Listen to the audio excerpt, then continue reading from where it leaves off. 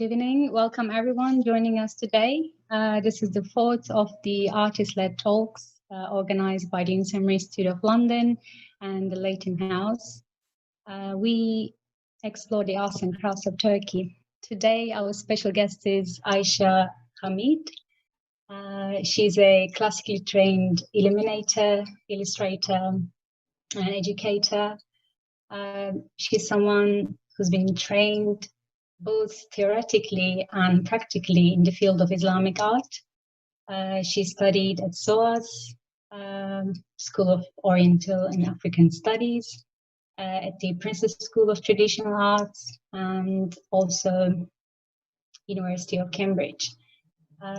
She's undoubtedly a very skilled artist, but I would like to say that she's also a very special personality.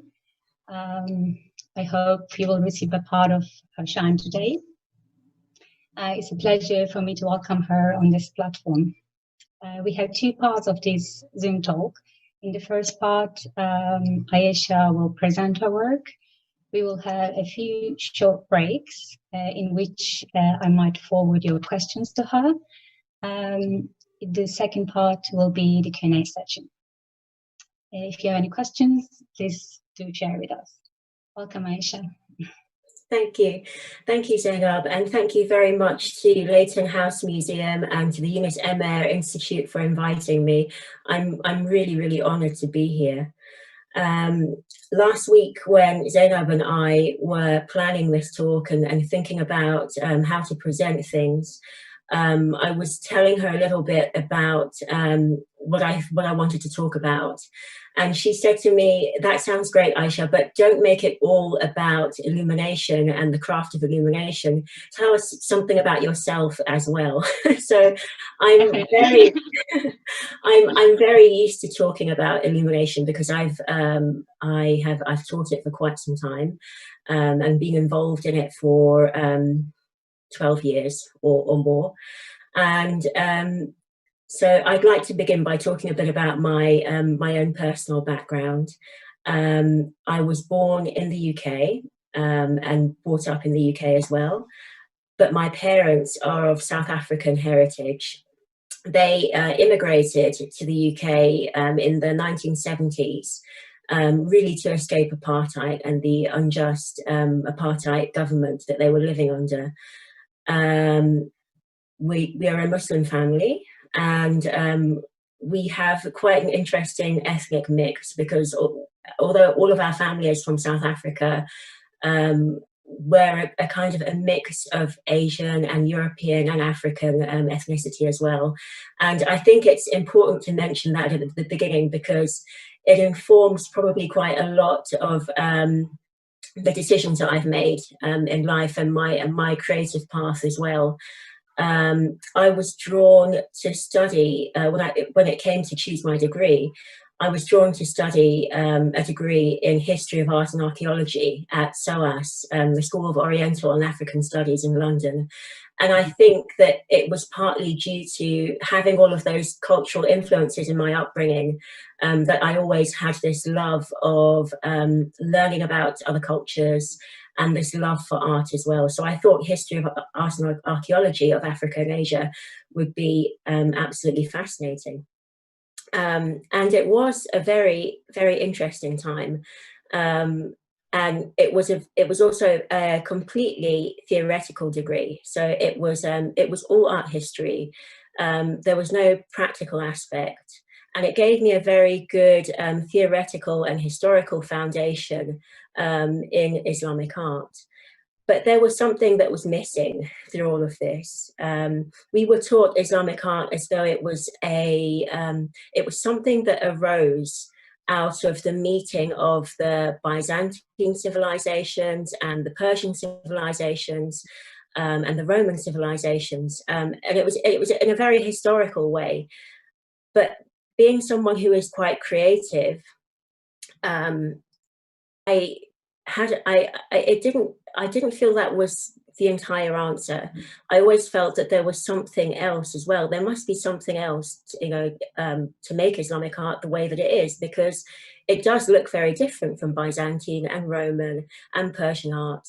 And I think what I was getting at was that there was no real teaching of the underlying philosophy and spirituality that underpins the essence of Islamic art, and I was missing that. But I think in those early days, I wouldn't have even had the vocabulary to express that. I just felt intuitively that something was missing. So I'm going to just start my presentation now. If you bear with me for a second. Yeah, we're excited to listen to you.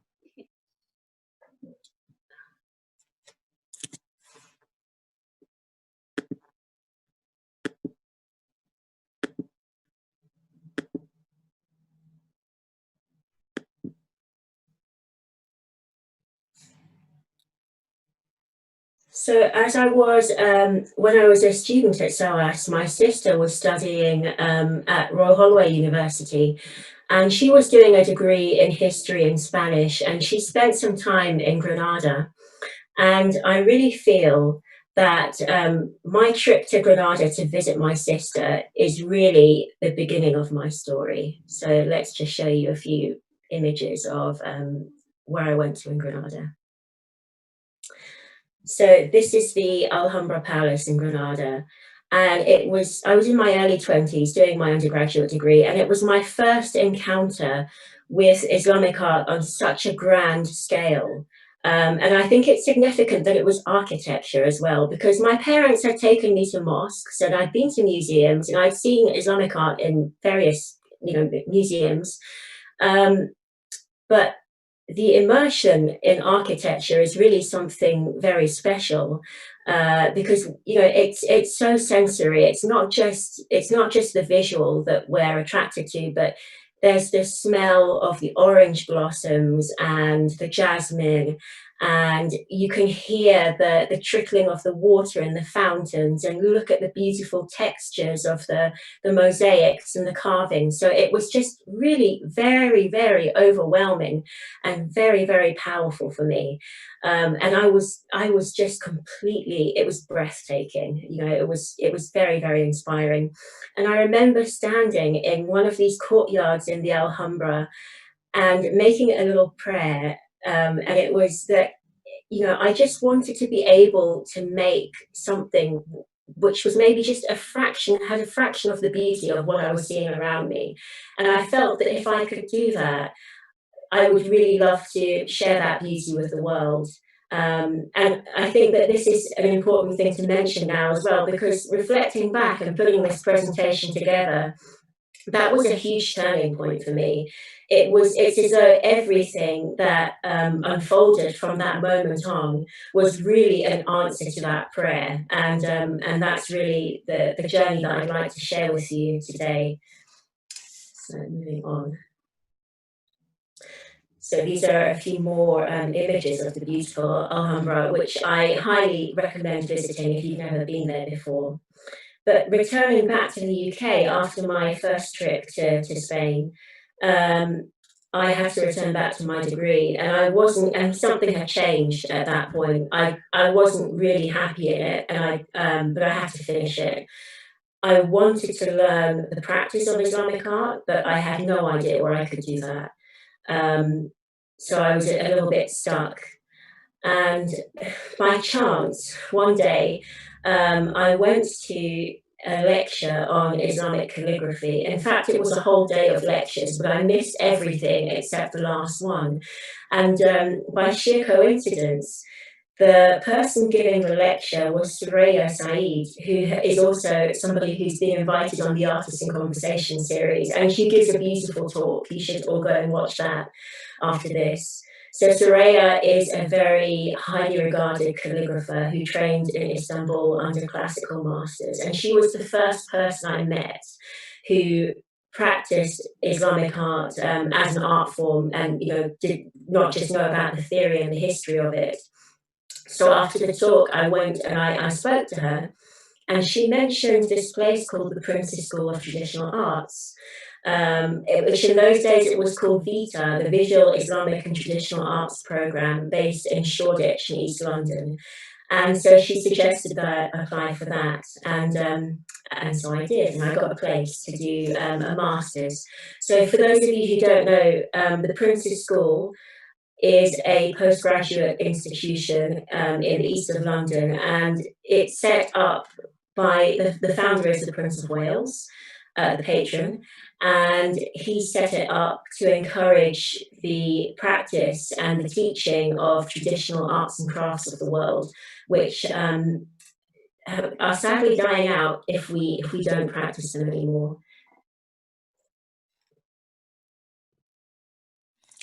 So at the Prince's School, I met many inspiring teachers and many inspiring people. But the two that I'd like to focus on in this talk are Keith Critchlow, who is in the picture on the left, and Paul Marchant, who is in the picture on the right, wearing the white hat. So Keith was the director of the school, and he sadly passed away earlier this year. And he was a wonderful, wonderful, inspiring person, a real master of Islamic geometry. I don't know if there is anyone who, I think he was really at the top of his game, and he was really a very inspiring person. But what I learned from Keith was, it wasn't, I mean, not just in terms of geometry, but just in terms of the type of person he was. He was always inclusive, and he always made people feel welcome, even though he was so high up in his field.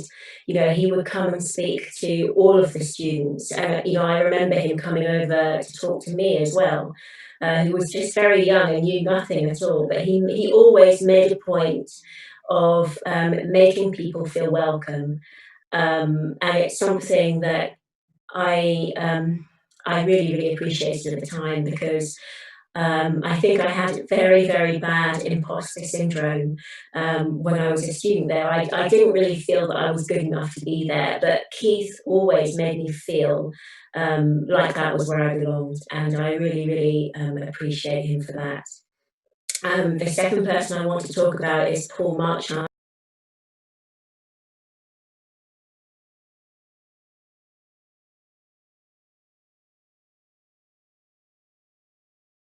Paul was compassion in teaching. And I'm talking about this because you'll see throughout my talk that the student-teacher relationship is a recurring theme, and so is the theme of education and how to be a good teacher, and how to cultivate creativity in my students. But Paul was is a very compassionate teacher, and there is one little anecdote that I'd like to share with you, which is when I once had a tutorial, and I was not happy with my work, and not really feeling that my work was as good as all the other students, because I had come from an art history background. Most of the other students had degrees or masters, or a lot of professional experience in the arts. So I felt that I was really not as good as them. And I remember Paul realizing that. And the next day I came to my desk, and he left a hyacinth on my desk for me, and it hadn't opened, it was just the bud. And I want you to keep that on your desk and watch it grow every day and make a drawing of it. And once it's grown, the scent of the hyacinth stimulates creativity. And it was just I was so touched. It was such a kind thing to do, because I think if he had addressed with me directly how I was feeling about not really feeling good enough, I would have been quite embarrassed. I would have been really embarrassed. But he was sensitive enough to know that I just needed a little bit of kindness. And that taught me a huge amount about teaching and about education and sort of nurturing and bringing out the best in your students. So I just wanted to mention that.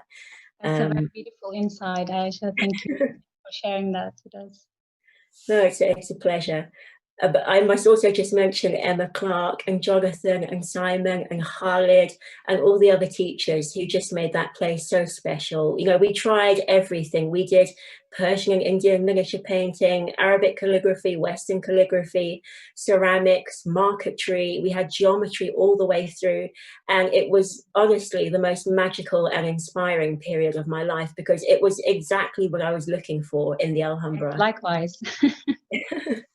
I think many students would agree, I'm sure.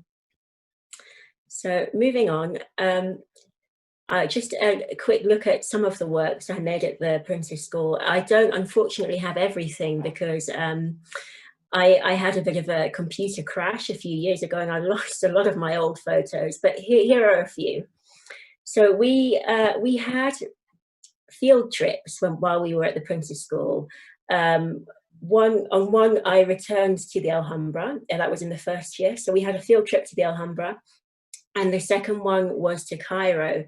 And they were just fantastic, because we would visit all of these historical Islamic monuments, and Paul would sit in these monuments with us, teaching us geometry on site. I mean, I just feel so honored to have had that experience with him. The image on the left and in the center is the ceiling of the Sultan Barkuk Mosque in Cairo, which is just breathtakingly beautiful. I remember looking up at that and feeling as though I was looking up into the heavens. And so one of the pieces I did at the Princess School is an illumination inspired by that ceiling, which is what you see on the right. Now these are my Indian and Persian miniature paintings, which I also did at the Princess School. So we had a week-long course in Indian miniature and a week-long course in Persian miniature. And the Indian miniature is on the left and the Persian miniature is on the right. Now these are by no means perfect. In fact, they were my first ever attempts at miniature painting. They're not fantastic examples of the craft at all. But I'm showing them to you because because of what I learned through them.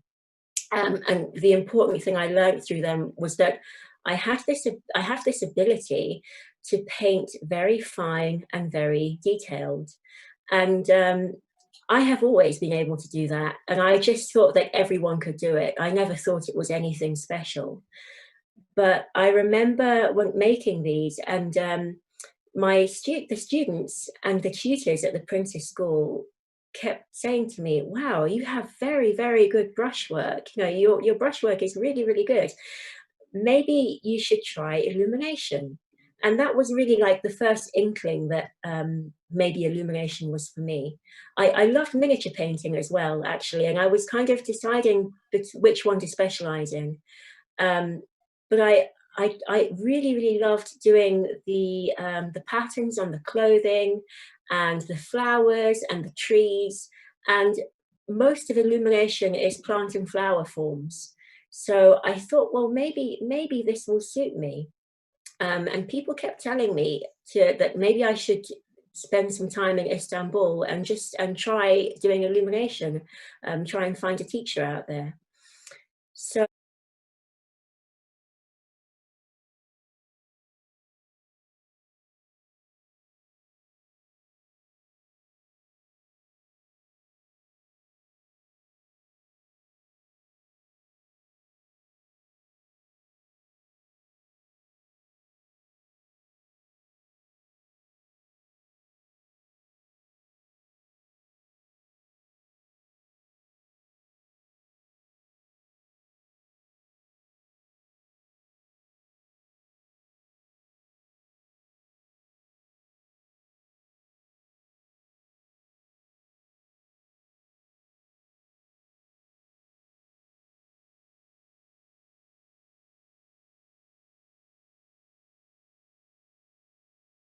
introduce you to my teacher, and you know, we can see how things go. So that's what I did. And before moving on to the next section, which is the Illuminator's Apprentice, I thought maybe we could stop for a few questions if there are any, or if not, I can just carry on talking. There aren't any questions, and I don't want to interrupt you in the beginning, and Sure. maybe in the next break we can, you know, talk about if there's any question, or I might ask you some questions because we are limited in time. Sure, of course, yeah. So so my friend had offered to introduce me to her teacher in Istanbul. I booked my tickets, and the plan was for us to go together. But unfortunately, she couldn't get a visa because she was a foreign student. And I had already booked my flights by then. So I ended up going to Istanbul alone. But I did have family friends from Istanbul who were able to bring me to my teacher and to help with some of the translation as well. So moving on to beautiful Istanbul. While I was there, I was completely overwhelmed by the kindness of people. It was, you know, I mentioned that I was overwhelmed by the beauty of the Alhambra, but if you imagine a whole city filled with these equally beautiful mosques and palaces and monuments, you know, where the art is just everywhere. You know, I had seen nothing like it before. And in those early days, I really loved exploring, you know, just exploring the different mosques and taking photographs, and going around the different monuments and enjoying the markets as well. So Istanbul has fantastic markets. So this is my teacher, Ayten Tiryaki, my illumination master. And I remember our first meeting. I came to meet her. She was at an art fair, and she had an exhibition there. And my Turkish friends, family friends, were translating and sort of explaining. I mean, my friend from the UK had told her that to expect me and that I would be coming, but my family friends were, you know, translating and, you know, explaining who I was and that I'd like to try learning illumination. And I remember she had this book, which I have over here because I thought I'd show you, which is it's like one of the textbooks for new illuminators, and it's filled with motifs, basically. So yeah, that's a really good book, yeah, for a start. Yeah, the motifs that we have to learn. So she had this book, and she gave me some tracing paper, and I had my pencils, and she told me to start tracing over some of the motifs. And I was using my mechanical pencil. If you don't know what a mechanical pencil is, this is it, okay? And I was so nervous that every time she came over to look at my work, I cracked the nib of the pencil. I was just pressing too hard, so nervous. But she never said anything negative, or, you know, she would just say, "Mashallah, mashallah, mashallah, Aisha." So if you don't know what mashallah means, it's Arabic, and it means what God wills. And really, Muslims say it whenever something happens, but often we say it when we see something particularly beautiful. It's almost as though this beauty is through the will of God. And I know that my work was not beautiful. it was not beautiful at all. But what I gained from that is really about her adab, adab, which means etiquette. You know, her manners and her kindness, that she wasn't going to embarrass me. You know, she was just such a beautiful human being. And I think that was really my first inkling that illumination is not just about the beautification of sacred manuscripts, but it's really about nurturing the inner human qualities of the artist. And that's really why I think that story stood out for me. And I think that we're often attracted to Islamic art because of its external beauty, because the tile work is stunningly beautiful, because the palaces are wonderful, you know, and the books are just, they're just exquisite. But I think for those of us who decide to stay on that path and who sort of make it into part of your life, we stay on it, not just because of the beauty, but because of how it changes us and transforms us internally as well. And that first meeting with my teacher was my first inkling of that.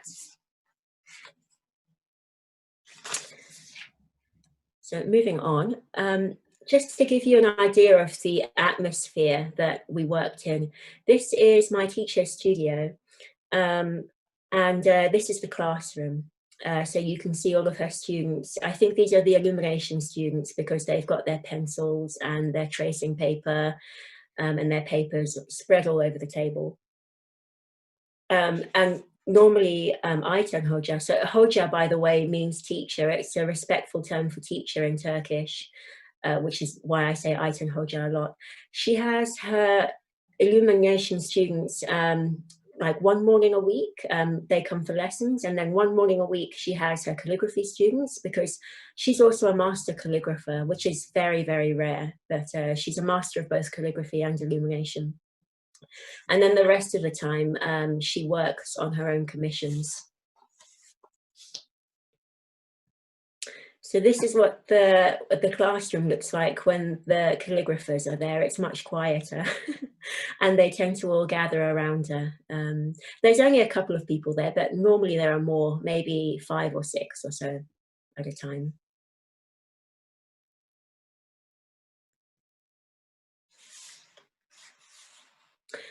This is just a view of the workshop. So there is there are several rooms. She has a classroom where she does the teaching, but also there is a workshop where her husband prepares all of the paper for the calligraphers and illuminators in Istanbul, and all of the calligraphers and the illuminators know Ayten Tiryaki and her husband Özkan Bey. So he became, the way she told me the story is that when they were married, they wanted to take up a craft together. They wanted to do a hobby together. So they took up calligraphy. And she obviously excelled in the calligraphy, but it wasn't really her husband's thing. But he became very interested in the paper craft and the paper making and the preparing the papers. So he researched all the traditional methods of preparing Ottoman papers, and now he prepares the papers for the calligraphers and the illuminators in Istanbul. And this is Ayten Hoca's younger son, and he's just working on preparing the paper in the studio there. This is just a bit more of the shop and all of the wonderful equipment and materials you can buy, which are all specific to calligraphy and illumination. So you can see the reed pens, the qalam, the paints, there's also shell gold and various types of paper. And this is what the shop looks like. So this is the kind of environment that I was in.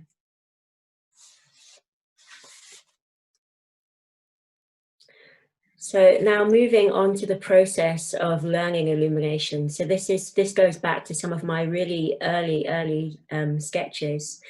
The process of learning illumination, you start first of all by tracing the motifs and then copying them and then drawing them from memory. So often people ask me when they look at illumination, they'll say, oh, you know, is there like a pattern book that you copy from? And they think that you just sort of copy patterns from some catalogue somewhere, but it's not like that at all. Before you even pick up a paintbrush, if you want to learn illumination, you first have to learn how to create the designs, and each design is created bespoke to the calligraphy.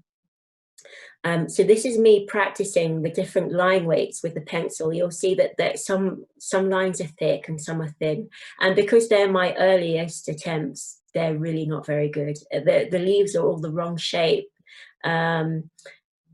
But I thought it was important to show you that anyway. And I liken learning illumination is like learning a language, where it's like the lines are like the alphabet. You know, the different curves that you make with the pencil or with the paintbrush is like learning the alphabet. And then the motifs are like the vocabulary, so the different leaves and the different flowers, and also the Rumi shapes. And there are many, many different categories of shapes and designs in Ottoman illumination. It's like learning the words or the vocabulary. And then after you've mastered that, you're allowed to put them into compositions. So we put those elements together to make one composition, one design. And those are like the sentences. And I feel like master illuminators are those of us who are writing Shakespeare. You know, they're writing poetry and they're writing beautiful prose. But most of us are just sort of writing competent sentences, you know, if we're not masters. But that's what I feel the process of learning illumination is like. So here are a few examples of me tracing and then copying and then drawing from memory. And if you look at the middle example, you may be able to see a few red pencil marks. I'm not sure if you can see my cursor, but I'm just sort of highlighting a few. Yes, we can. Yeah, and also around here. So those are my teacher's corrections. So that's the way that we learn, that you do your lessons and then you show your teacher, and then he or she corrects it with a pencil. And on my first trip to Istanbul, I was doing this so much. I was literally drawing and painting for maybe 12, 14 hours a day. And because my teacher, Ayten Hoca, knew that my time was very short, so she pushed me very hard so that I could learn as much as possible in that short month. And really, it's as though the forms just become completely internalized. It's like they become a part of you. And I got to the point where I was dreaming of leaves and flowers. I'm not even joking. And I mean, I would close my eyes and all I would see were leaves and flowers everywhere. So it's very, very intense. And then once you've got the hang of the drawing and you're able to recreate these forms from memory, the next stage is to move from pencil practice to brush practice, just with the lines. So this is an example of one of my early brush practices. And what I'm trying to do here is control the line weights.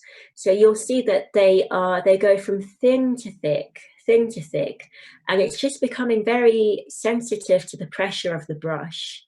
And just improving your sensitivity really is what the brush practice is about. And actually, if you've ever taken an illumination class with me, you'll recognize these sheets because I make all of my students do them as well. Okay, so this is the stage where you start learning about composition, which is very, very difficult, and it's not something that you can learn quickly. It literally takes years. And I mean, I've been doing illumination for 12 years, but I still send my compositions to my teacher sometimes, partly as a courtesy, but also because I just want to be sure that they're as good as they can be, you know? So on the left, we have what we call a plan. So we don't start by immediately drawing in flowers and leaves. We make a plan first with spirals and ovals and circular shapes, and they indicate where our flowers and leaves are going to go. And on the second from left image is where I've started putting in some flowers. This is probably my first composition, by the way, so it's not very good. And you can see the red marks that my teacher has put everywhere. And then this makes me laugh on the next image, because she's clearly decided, Ayesha, this is so terrible, I'm going to have to go onto a whole other piece of tracing paper to make these corrections. And the whole thing is just red marks everywhere. And then I've sort of superimposed my drawing and her corrections together, so you can see the difference between the two. So this was really in my very, very early days of illumination, but I had a lot of that, just working and then making corrections and making more corrections. And, you know, sometimes we go back and forth many, many times before the composition was okay. So it's a very, very slow process, and you need a lot of patience, or you will develop a lot of patience through it. This is an image of some of my Rumi work. So I mean, I didn't want everyone to think that illumination is all about flowers and leaves, because although the floral and leaf motifs are a big part of it, there are many, many forms. And I'm not going to go into everything here because that's a whole other lecture. But Rumi is an important form, and it's composed of stylized plant and animal motifs, but they're not recognizable as plants or animals. They're curved motifs. And there are also several different styles of Rumi, so maybe 6 or 7 different styles of Rumi, and many, many different styles of flower. There is also a category of design called Munhani, and one called Balut, which is clouds, and that comes from China. And there are also animal motifs as well, many animal motifs. So really, illuminators need to be proficient in all of these in their training.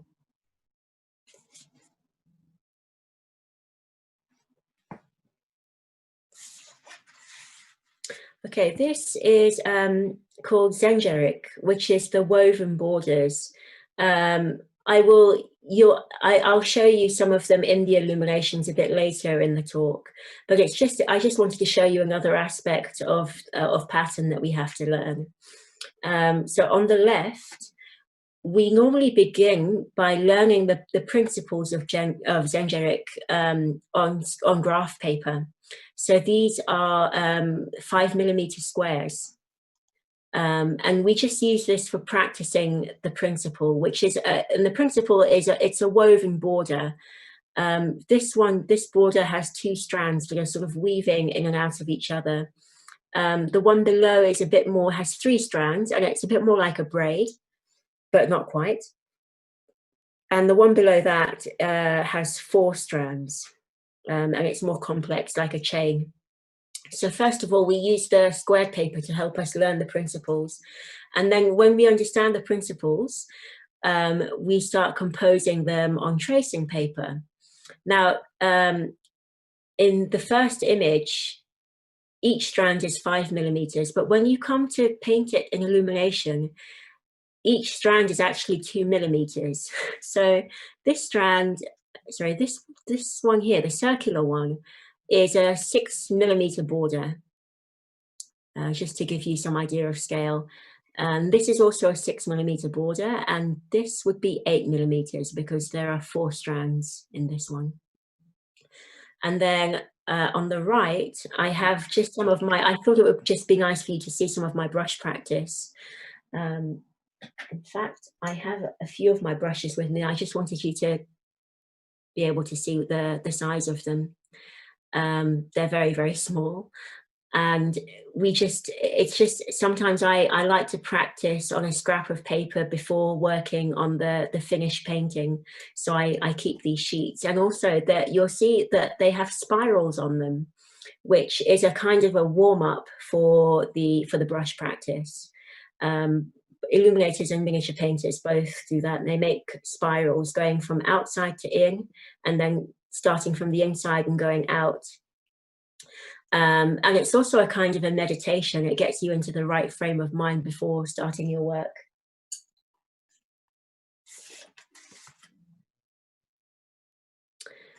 So Sorry to interrupt you.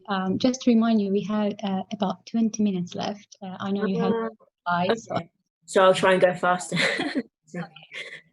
So this is these are more complex patterns that and these are examples from later in my practice, a few years later, in fact. And actually, you can see that there are not so many red marks in this one, and some of them don't have any red marks at all. So I was improving. There is color on these ones because before you start painting, we generally plan out the colors first of all. So we use coloring pencils to indicate where the gold will go and where the blue background will go and what color the flowers will be. So these are some design ideas. And then these are some samples that I was testing with paint. So with illumination, you have many components to the border. You may have 3 or 4 different styles in one composition, and each element has to look harmonious and beautiful by itself, but it also has to harmonize with the rest of the composition. So that's very important that everything looks good together, and we test it first to make sure of that.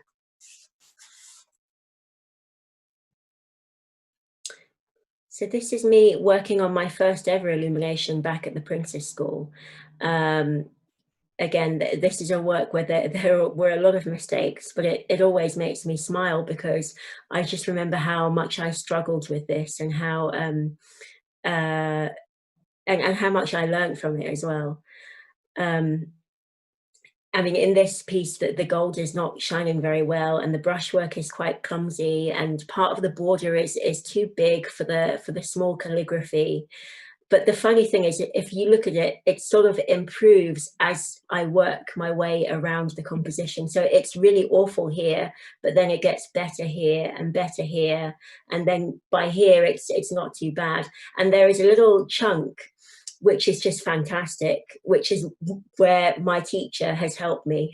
So it always makes me laugh looking at that. Actually, if I go back one, I'm working with the shell gold here, which is the most important material for illuminators, because the gold on the painting is what makes it illumination. The gold is what illuminates the painting and makes it shine. So this is just a little bit of how we make the gold, because illuminators have to learn to make their own gold paint. We take gold leaf, which is in the top left over here, and each leaf we grind with a drop of honey and some distilled water until it turns into a kind of a sediment like this. So a book of gold leaf has 24 leaves in it, and it may take a couple of hours to grind it all by hand. And then we pour clean water on top of the solution of golden water. And we just allow all of the impurities to rise to the surface, and the gold settles at the bottom. And we pour away the impurities and keep filtering it out until we're just left with the gold. And then the final stage is to sift the gold through a piece of silk, allow the water to evaporate off the surface, and you're left with a little cup of shell gold, which is called shell gold because it was traditionally made in shells. And then to use it, you just take a pinch of gelatin and distilled water and mix it into a paint. I remember Ayten Hoca mentioning that the word pesib also relates to the word yes gold. That's true. Yes, yeah, because it comes from the Arabic tadhaba, which means gold, or which means to illuminate something, to gild something. That's right. So these are a few of my materials, and I have the shell gold here. This is an 18 karat shell gold, which is a bit more yellow in color.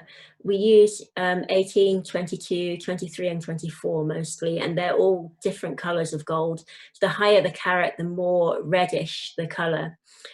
This one here is called moon gold, which is gold mixed with a little bit of palladium and silver.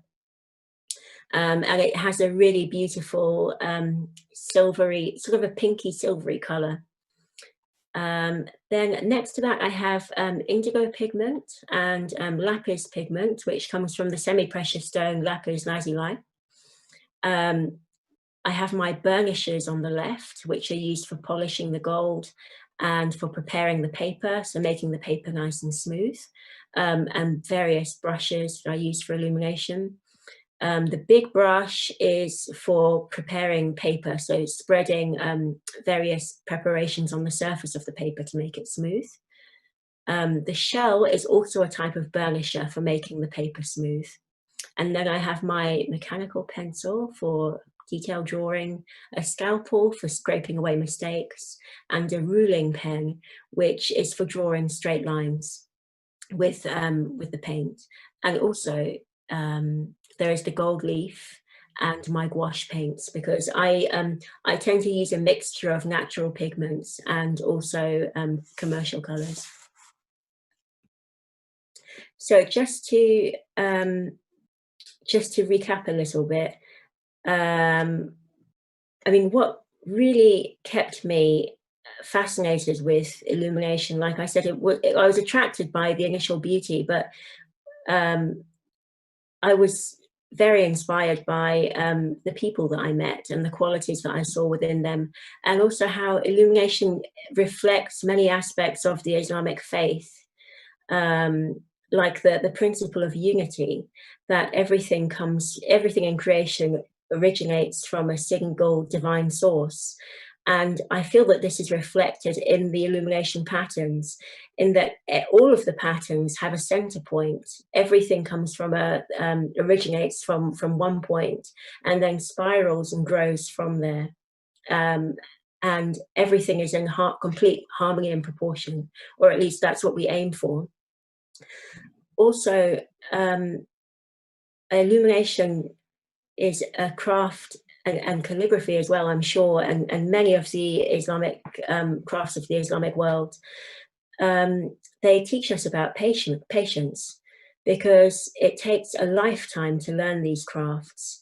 And it's never ending. And you know, if you embark upon this path, I guarantee your patience will be tested and tested over and over again.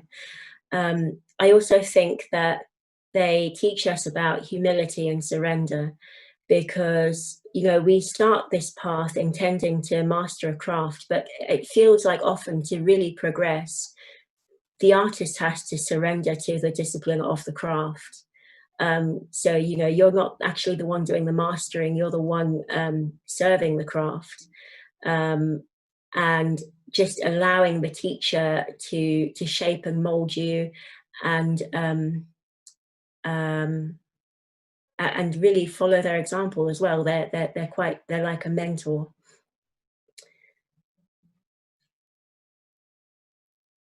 So, did you want to have a break for any questions, or would you like me to move on? We have lots of questions, actually. But firstly, thank you so much for your presentation. It was really nice to listen to your journey, your background. And I think what really stood out from your presentation was you talking about your special relationship with your masters, your teachers, and showing all your materials as, and you know, the process of making these artworks. I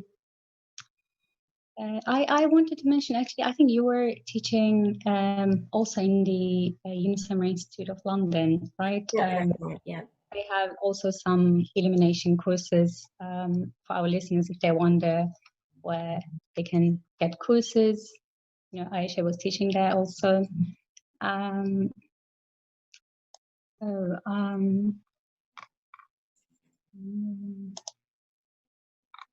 We had a question about your relationship with your teachers. Simra was saying, I like the way that your various teachers have contributed to your character development and define your character? How easy or difficult is it to continue such traditions when teaching Fatok in the UK, for example? Oh yeah, that's a really good question. Yeah, I mean, in some ways it's a bit difficult because I mean, the UK is not Turkey, so it's a different culture, and you know, we have to be a bit adaptable, I think. You know, I think there are certain things which it might be a bit difficult for. You know, I can't always be as strict, maybe as you know, as they might be in Istanbul, because the art is very much a part of their culture, and everybody kind of knows about illumination. And I think you know, sometimes I have to be a bit more lenient because illumination is new to people in the UK, so I wouldn't want to scare them off, you know. So yeah, it can be a bit yeah, it's a challenge. And also I don't have my teacher to refer to things all the time, because I don't live in the same country as her. So yeah, that can be quite difficult. But I think that maybe that is the challenge for us. I think it would be wonderful to have a group of English illuminators, you know, a community of English illuminators, and you know, and that we create a community like the community in Istanbul, but over here.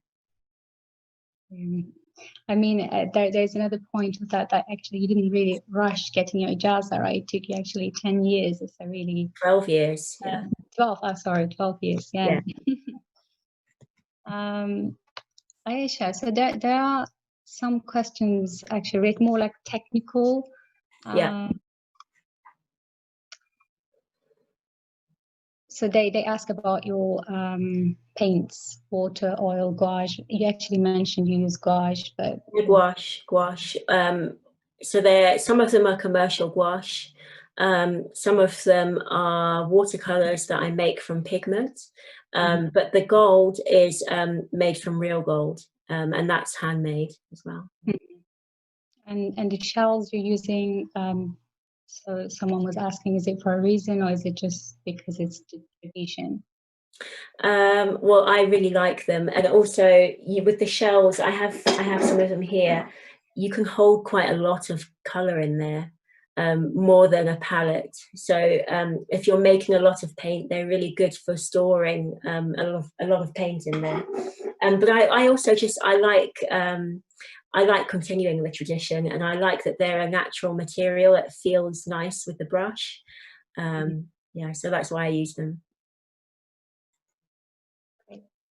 Is there anything else? Thank you. So I won't continue, I guess, to ask questions because I know you still have lots of slides to share with us. I have a bit more. Actually, we have about 10 minutes. Okay, I have to go very fast then. Yeah, I leave it to you now. Please go ahead. Thank you. So the next section of my presentation is on the ijaza, and the ijaza is the apprenticeship that calligraphers and illuminators receive once they're proficient in the art. So this is me working at my studio at home on a piece of work called a hilya. And a hilya is an Ottoman composition where the calligraphy is a description of the moral and the physical characteristics of the Prophet Muhammad, peace be upon him. And there is also some verses from the Quran as well. And it's deemed an honor to be able to make one. So this is me making my first one. And when calligraphers and illuminators receive their apprenticeship, they often make a hilya, which is something that shows both our commitment to the craft and also our love of the Prophet Muhammad, peace be upon him. So this is me working on a practice one in preparation for the bigger one, which was my actual certificate. And this is just a bit more of my studio. And these are some of the works that I was working on up to the point of receiving my Hilya. So the one on the left is the Hilya that I was working on. The middle one is a verse from the Quran, which is my parents' favorite verse, and it's a gift for them. It was a gift for them. It's in progress in this picture. And then the one on the right is another, again, it's a Quranic verse, which is in progress in that picture, but it's now on long-term loan to Dumfries House in Scotland. Is the calligraphy piece by your master, Ayesha Gamiet? The one on the left is. The one in the middle is by Nasser Mansour, who was a Jordanian calligrapher, and the one on the right is by Sabah Abili, who is from Iraq. And then this is me working on my final Hilya. So this is the one which is my certificate, which authenticates my, which authenticates me as a fully fledged illuminator. So these are some images of the work in progress, and here you can see what it looks like with just the calligraphy. And this is generally how the illuminator receives the work, with just calligraphy on it. And then we create the designs bespoke to the calligraphy. So we'll choose different styles of illumination that suit that calligraphy. And it's quite a challenge because there are so many different components to the Hilya. There is the crescent around here, which is called a hilal. There is the circle around the crescent, which is called a shamsa, which is a stylized sun. And then there is the outer border here. There are these rectangles, and there is a large outer border on the green paper as well, which you have to consider. So this is just a short clip, I won't play it for too long, of just me painting a little bit of the border, just so that you can see how slow it is and how careful you have to be. And I'm trying to avoid the black lines on either side, which are also made with a brush. And you get some idea of the scale as well at which we're working.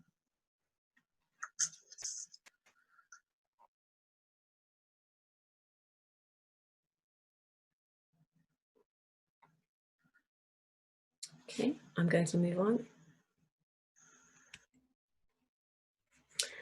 And then this is the finished Hilya. It's a bit difficult to photograph and see all of the details, so I just took a clip so that you could see some of the details more clearly.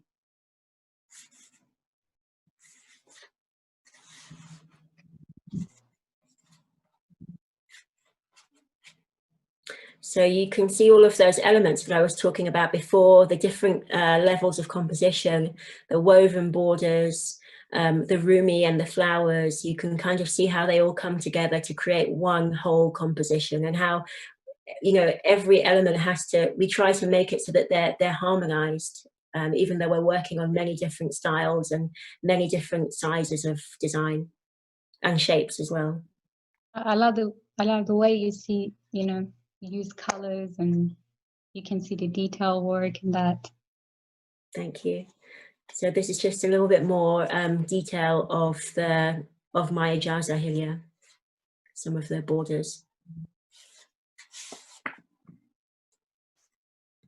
And the central panel, which is the main panel. And then this is the full thing, just a photograph of it.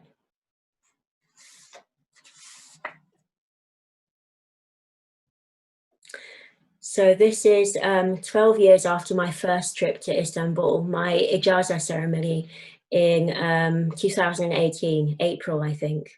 Yeah, and I waited a very long time for that. So you can see me in the center, and I'm next to my teacher, Ayten Tiryaki, who's on my left. And then in the front, the lady in the front with the white hair is my teacher's teacher, Çiçek Derman, who is really the authority on illumination. She's the author of this book, which is what all illuminators use when they start learning. And then to the left of her is her husband, who is a very renowned scholar of Islamic art.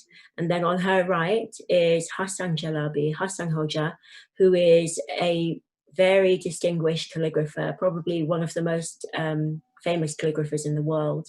And he is also the teacher of my teacher. So it's a bit like a family tree that you see there of illumination, with the grandparents at the front, and then Aytan Hoja, who's like the mother, and then the rest of us, most of the rest of us are all people who received their ijaza on that day in either calligraphy or illumination. So we're like the children.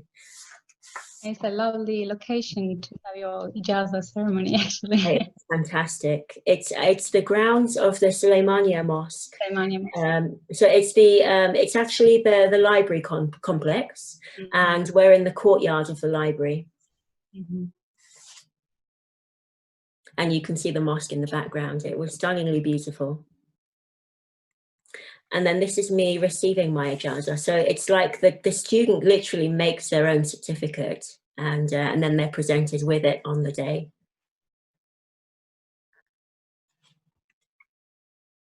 So this is the next part of my talk, a fully fledged illuminator, and the things that I've been doing since I received my ijaza. I think I should just carry on, Zainab, right? Yes, I think the same. I mean, we received lots of positive comments and some questions, but I know this is the last part of your presentation. I would like you to finish it, of course. Yeah, there's not, this is the last bit, so there's not too much more to go. So my first commission on receiving my ijaza was amazingly from the Royal Library at Windsor Castle. So a few years ago, the Queen had an exhibition of her Indian art, and a lot of it was book art, miniature paintings mostly. Because the Queen has this incredible collection of Indian miniatures. And in commemoration of the event, they had commissioned a poet to compose poems in response to the exhibition.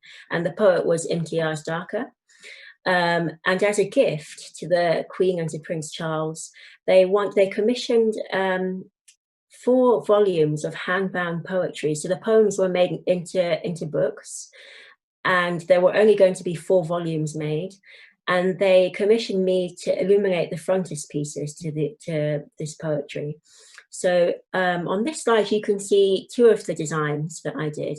In fact, these 2 are the same, but just with different colorways.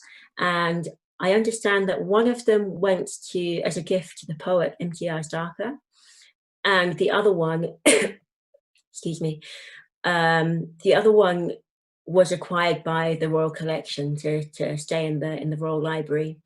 And this is below the stamp that they put on the poetry, on the books of poetry. And then these are the other 2 volumes. The background design of the leaves and flowers is the same in each of them, but the one on the left has birds from Balmoral, and the one on the right has birds that are native to India. And I think the one with birds from Balmoral went to Prince Charles, and the one on the right with the Indian birds went to the Queen. So this is just, again, a little clip to show you what the illumination is like, because that particular technique, it's almost invisible in certain lights, but it's only when you move the page that you see things illuminating. So that's what would be happening as they're turning the pages of the book.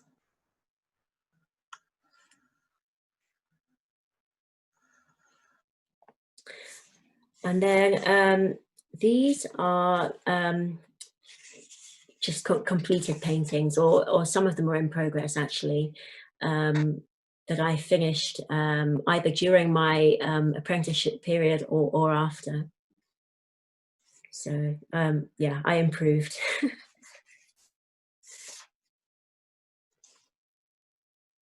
And then next, I wanted to share with you some of my children's illustrations, because that's also another part of my practice.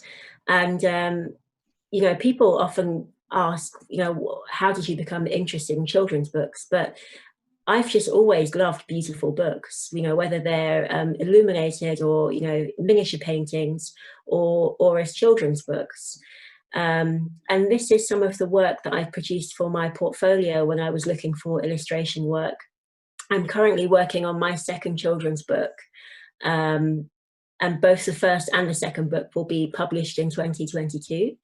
Unfortunately, I can't share any images from that because it's all under contract, and I'm not allowed to talk about it at the moment. But watch this space, you know, just wait a bit longer. They're coming out soon.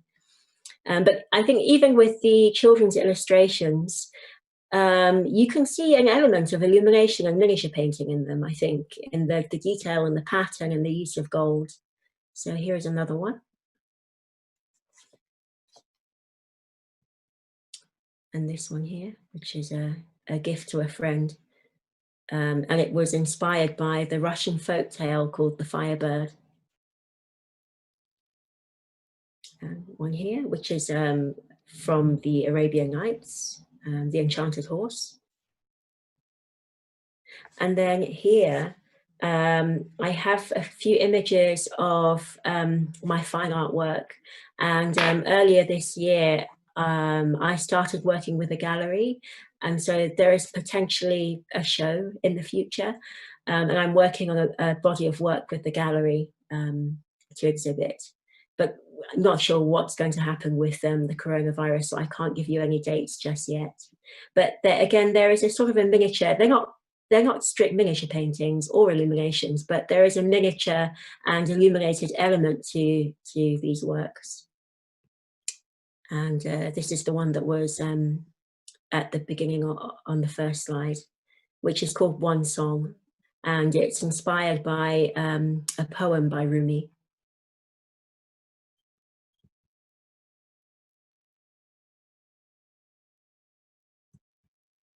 And then the final part of my practice is my teaching work. So I've been teaching with the Prince's School for many years, both at their school in London, where we do short courses for the public on different aspects of traditional arts.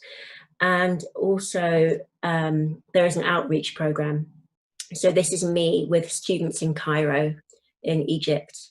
And we're looking at design principles in Islamic art, and they use those principles to make things like tiles and plates, and they also use them in their architectural crafts as well, like gypsum.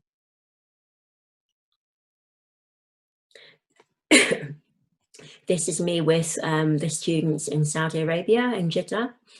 And again, the project is kind of similar to the one in Cairo, where the students mostly focus on architectural crafts, and I teach them principles of Islamic design, but occasionally we do a little bit of illumination as well.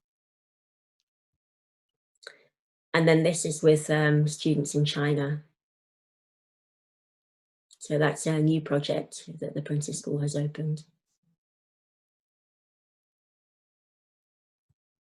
And then this here is with students at the University of Cambridge, the Faculty of Education, because a few years ago I did a PGCE and I'm a qualified art teacher. And then I also did the Masters in Art, Creativity, Education and Culture.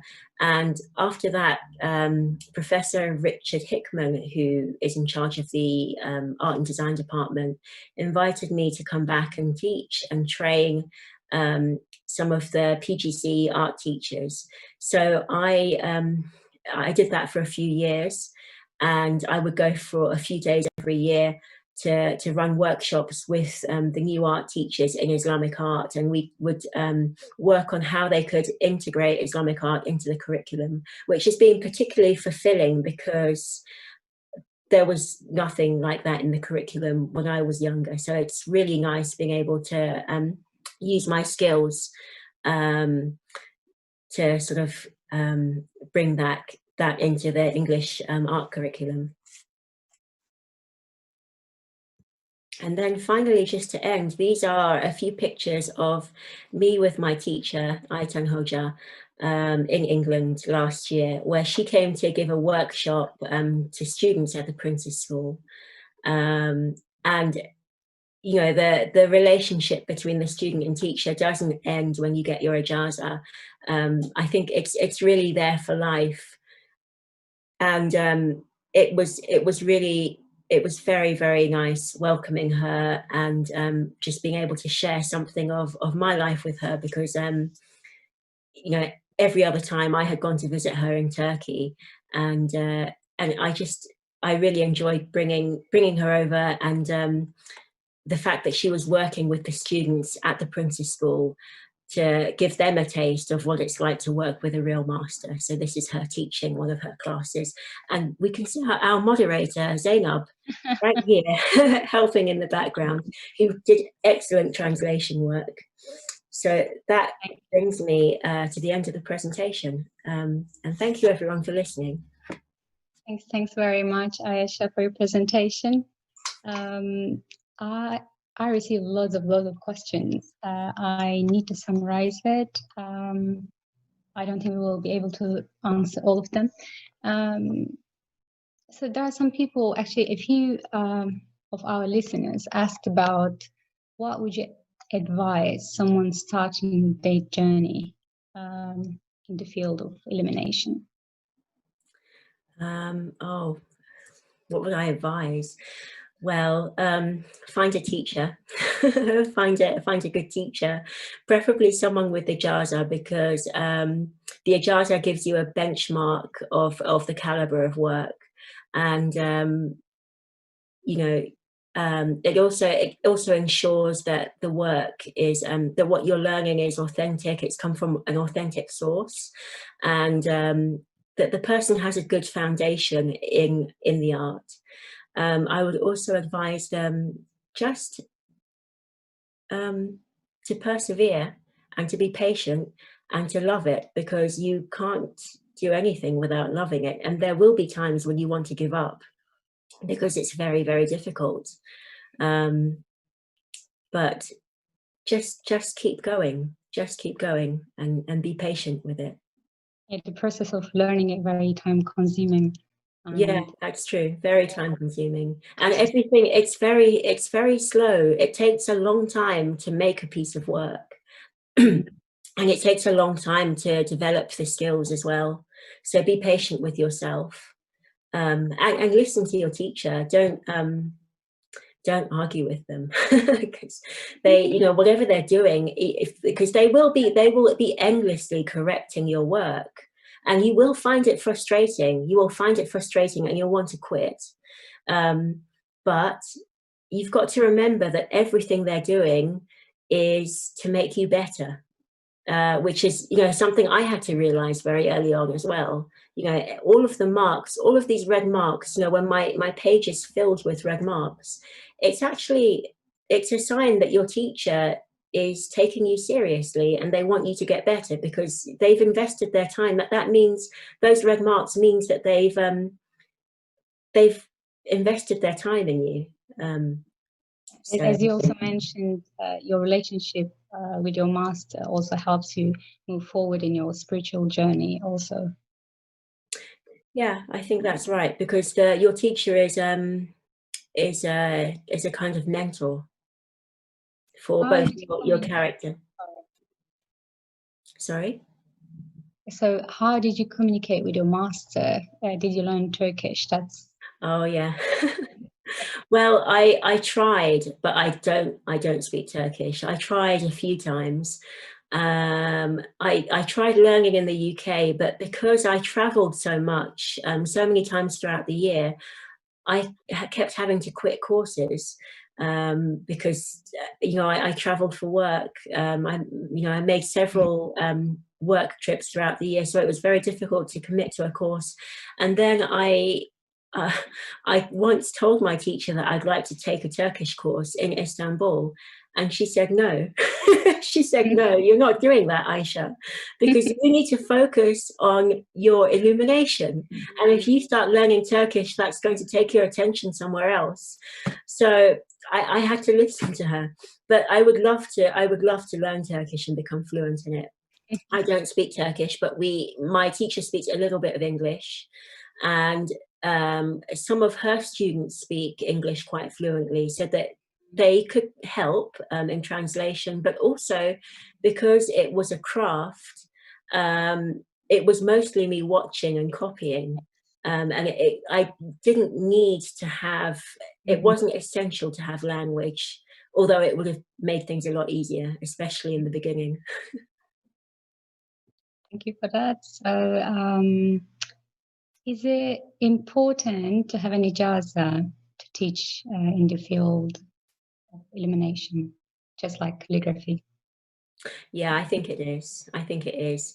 I mean, I did some teaching before I got the ijaza, but it was at a very elementary level. It was just workshops, and I had my teacher's permission to do that. I asked her if it would be okay, if she would mind me doing that, and she was fine with it, because it was at such a basic level. But I think if you're going to teach in depth, you should be. It's good to have an ijaza, or it's good at least to be working towards it, I would say, because what the ijaza does, one of the reasons why it's important is that it maintains the quality of the craft throughout the generations. And if you don't have it, you may be making fundamental mistakes and then passing on bad practice, which weakens the craft. So yeah, for the, and you know, it just you know, someone who has an ijaza, it means that they're committed to it. It's not like this is just a hobby for them, or you know, it's you know, there's a level of commitment there. So I do think that's important. Thank you, Ayesha. It is 7:15. So I think I won't be able to forward all our listeners' questions to you. But thanks for your presentation. It was really lovely to listen to you, and I'm sure our listeners must have understood what I meant with a very special personality. Thank you, Zainab. That's really kind. Thank you very much for having me. It's been a real pleasure and an honor. And thank you everyone who has tuned in. I really hope you enjoyed it, and sorry that I went on so long. Thank you.